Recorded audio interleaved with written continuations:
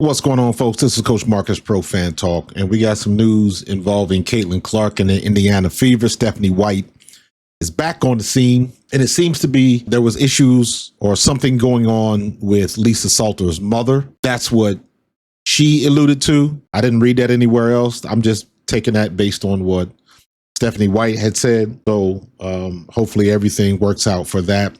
But in regards to Caitlin Clark, she said it's going to be a little bit longer before Caitlin Clark is back on the court. That's not surprising to me, especially after Aari McDonald has been playing. And what did I say in my last video about now that you've seen what Aari McDonald can do? Now you can, that gives you a little bit of leeway that you can take your time and get Caitlin Clark the rest that she needs. You don't have to rush it because you got somebody in there that can handle the pressure in that position and at least give you an opportunity to win if she's not playing. And you didn't necessarily have that before. So I thought it was interesting to hear Coach White. This was the first time I've heard Coach White use coach speak. And what that is, if you've never heard of the term coach speak, that's when people, coaches and players, they get asked questions and they do a lot of talking, but they don't say much. And this was the first time, at least in my opinion, that I've heard Coach White use coach speak. And let's hear her comments. Check this out. How about Caitlin? Is she going to be ready for Oh, not for tomorrow, no. You know, I think for us, it's we've got to work both her and Sophie back into, are they in basketball condition? You know, what does it mean to go live? It's one thing to do some shooting drills. It's another thing to get out there on the floor, get back. What does it mean to go live? It's one thing to do shooting drills, another thing to get on the floor. Caitlin Clark has been through this before. Many other primetime elite level players have been through this before. At the end of the day, if Caitlin Clark wanted to be on the floor bad enough, she would be on the floor. If they needed her to be on the floor bad enough, she would be on the floor. Let's continue. Back into movement patterns, rhythm, timing, and so that's what part of you know, picking and choosing the things that they can be in practice, so that we can see their progression. And you know, both of them being out for long periods of time, you got to work your way back into being game ready. You don't have to work your way into being game ready. They're game ready. She hasn't been back that long. What you need to find out is if her quad, the strain, whatever the injury is, if she's going full tilt, how's that going to hold up? So that is something that you cannot gauge in practice, because even when you go full tilt in practice, it's not game speed, period. It is a mental switch that goes on when you're in an actual game. I don't care how hard you go in practice. It is not game speed. You need mental reps.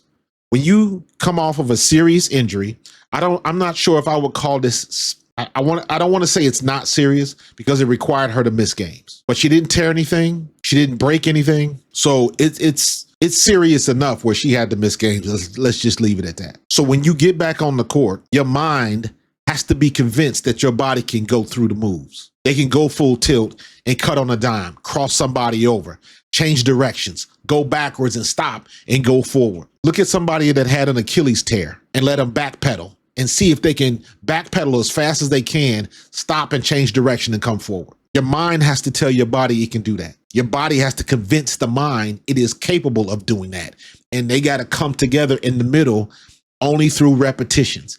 And you can only get those type of repetitions at game speed. That's what they're trying to figure out. You don't have to ramp her up or anything like that. You don't have to do it, but you can take your time and do whatever you got to do to see if she can go as hard as she can in practice. And then when she gets in the game, it's still going to ramp up to another level. So there's no way around that. That's the way it has been. That's the way it always is. There's been plenty of times and plenty of situations in the past where one of your primetime players, usually in football, it's a quarterback or a running back. Basketball is whoever, is Jordan, is LeBron, whoever. Because a lot of people believe that if they can get on the court and give you 75, 80, 85%, that's better than some people's 100. So you need them on the court. Or if not for nothing else, just to take the attention away from somebody else and let somebody else do the heavy lifting. Sometimes it's a strategy thing. It's a mind game thing. It's a chess match. But at the end of the day, in regards to Caitlin Clark specifically, she's got to be ready here. And she's got to know that whatever move that she has to do that would aggravate that quad strain. Because I went back and looked at it. I still can't figure out where she pulled, tweaked, whatever it was. I don't know when that happened. She certainly played through it, or it could have been a situation where it was all good until she woke up the next morning. That happens all the time. You make it through the game, you don't think anything is crazy. You wake up the next morning, your knee is swollen, you can't move, your back locked up, all kind of stuff. That's a possibility. But she has to figure out what she can and can't do. Then she has to figure out what she can and can't do going full speed. But don't get it twisted. If they needed her, if Indiana needed her that badly, her behind would be on the court, because that's what star players do. That's what star players do. So let her get her rest. Let Ari McDonald get a little bit more comfortable in the offense. Because the more time she's got and the more minutes she's clocking, the better it is for the team. And I still say they got to get rid of somebody. So I don't know if it's going to be Michaela Timpson or Brianna Turner. One of them two got to go. Maybe Sydney Colson. I don't know. Sydney Colson's been looking pretty good. She's not scoring at a big clip, but she's not there to score. She's there to facilitate and be that veteran leader on the court when Caitlin Clark ain't playing. They tried to do that last year with Erica Wheeler, and it just didn't work out. It looked like Erica Wheeler just wasn't that player anymore. And then what happened? She go to damn Seattle and she looked like a brand new player. They need that veteran leadership on the court. And Sydney Colson is given that. Now, Sydney Colson is having a problem avoiding injury. Every little thing, she getting banged up and beat up, and it's always something. So I don't know, is she going to be able to last 40 games, 30 more games or whatever it is, 32 games? I don't know. That's the big question mark with Sydney Colson. But other than that, she's been playing really well. Ari McDonald has been off the charts. She's paying dividends. Ari McDonald for us is what Natasha Cloud is doing for New York, in my opinion. She knows her role, and she's exercising that role to the best of its abilities. You're not taking all of the shots, but you make the shots that you get. Ari McDonald is a decent shooter, a good shooter at best. But you know what? She's a hell of a defender. And she is so quick on the floor because she's so small and she's got that powerful lower body. She is super quick. I would dare say she is quicker than Kelsey Mitchell. I still think Kelsey Mitchell is a bit faster, but fast and quick are two different things. If it's a loose ball and you got two people running after the ball, Kelsey Mitchell's going to beat you to the half court to get the ball and then beat you on the other side of the court to get the layup. Ari McDonald might beat you to get the ball, but somebody could catch her. So two different concepts. When you playing defense and you got to be quick with your hands and that's why she got 4 steals the other day. She's quick. She has been paying dividends since she stepped on the court. So, and I said this the other day, Indiana's got some decisions to make. And technically, that's a good situation to be in. That's a good situation to be in. Is it a little bit of strategy that they keep Caitlin Clark out another game? So that means Chicago Sky's got to sweat a little bit because they need a point guard. They need somebody to back up. They got Haley Van Lith. She's not quite ready for prime time. Although with HVL, I still think Chicago just needs to let her play and take her lumps, because it's going to come one way or the other. You got to do something. So I say, while you're still early in the season, still haven't played 10 games yet, let her take her lumps. Give her about 4 to 5 games. And if you still not getting what you expect from your top pick, then you pull her, then you go in a different direction. But you gotta let these young people play. You gotta let these young women play. You got to. When they a high draft pick like that, you gotta see what you got. Number one, you gotta see what you can do on the court with everybody else. And number two, that can make the determination on what you're gonna do next year and long term. You gotta see what she can do. Flipping back to Indiana with Ari McDonald on the court. Now you know you got a legit backup point guard that can facilitate and play damn good defense.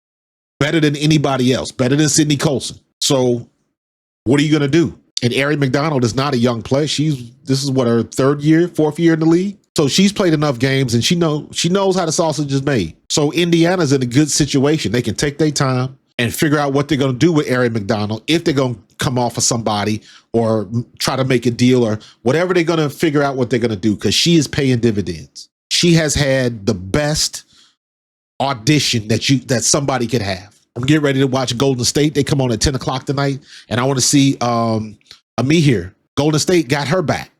So I want to see what she's going to do. When these women get their opportunity, they are making the most of it. Ari McDonald makes the most of it. You guys hear me talk about Lexi Hall all the time. She doesn't get a lot of shots, but she makes most of the shots that she gets. You make the most of your opportunities. She was coming off the bench last year and she ended up being a primetime player, and she plays defense and she hustles and she can jump and she can pull down rebounds. She's the full package. She is the full package. So right now, Indiana Fever is in a great position because you got the backup point guard. You can let Caitlin Clark get the proper rest that she needs. Kelsey Mitchell is finally heating up and getting back to where we expect Kelsey Mitchell to be. Lexi Hull is playing up to her expectations. We still don't know about Sophie Cunningham yet. Aaliyah Boston, if she can stay out of foul trouble, would definitely be in the MVP category for the league. If she can stay out of foul trouble, she might not win it, but the fact that she would be in the conversation is good enough for me. Because when she's on, she's on. Damiris Dantas, you know how I feel about Damiris Dantas. You can put Damiris Dantas on any big in the league. Shakira Austin, Brittany Griner, Jonquel Jones, Stephanie Dolson, Tierra McCowan, any big in the league. Damiris Dantas can hold her own because she is thick down at the bottom and she is strong, and you cannot back her down. On the flip side of that, DeWanna Bonner, who had a better offensive outing the other day, still is kind of a liability on defense. And she's making some absent-minded plays too, forgetting to look at the shot clock and trying to chuck up a shot last minute, different things like that. That's happening too many times with her. So we'll see how that plays itself out. However, collectively, Indiana as a team is looking good,